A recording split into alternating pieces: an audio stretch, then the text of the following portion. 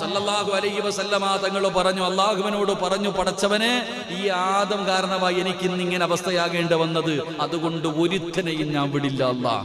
ഈ ആദമിനെയും ആദമിന്റെ കുടുംബ പരമ്പരകളെ മുഴുവനും നിനക്കെതിരെ ഞാൻ കൊണ്ടുവരും പടച്ചവനെ. അതാണല്ലോ വെറ്റുവെക്കുമ്പോൾ ഒരു വാസിയ. അള്ളാഹു പറഞ്ഞു, ഇല്ലടാ, എല്ലാരെയും നിനക്ക് പിഴപ്പിക്കാൻ പറ്റത്തില്ല. ഞാൻ സ്നേഹിക്കുന്നവർ, എന്നെ സ്നേഹിക്കുന്ന കുറച്ച് ആൾക്കാരുണ്ട്, നീ തോറ്റുപോകും അവരുടെ മുന്നിൽ, നീ തോറ്റുപോകും അവരുടെ മുന്നിൽ. അവൻ അള്ളാഹിനോട് പറഞ്ഞു, പടച്ചവനെ, എങ്കിലും 3 കാര്യങ്ങൾ എനിക്ക് വേണം. 1, എന്റെ റൂഹ് നീ പിടിക്കരുത്, എന്നെ ഖിയാമത്ത് നാൾ വരെ എനിക്ക് ആയുസ് തരണം. അള്ളാഹു പറഞ്ഞെടുത്തോ, അല്ല പറഞ്ഞെടുത്തോ നിനക്ക് ആയുസ്. എന്റെ പ്രിയപ്പെട്ട സഹോദരങ്ങളെ, ഖിയാമത്ത് നാൾ വരെ അള്ളാഹു അവൻ ആയുസ് നീട്ടിക്കൊടുത്തു. ഈ ഇബ്ലീസ് എന്ന് പറയുന്ന ആള്, എന്റെ പ്രിയപ്പെട്ടവരെ, സാധാരണ ഒരു വ്യക്തിയല്ല.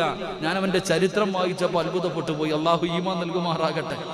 എത്ര വലിയ മഹാനായിരുന്നെന്നറിയും ഇബ്ലീസ്. ഇബ്ലീസ് എന്ന് പറയുന്ന പേര് അത് കുറച്ചു കാലമേ ആയുള്ളവന് കിട്ടിയിട്ട്.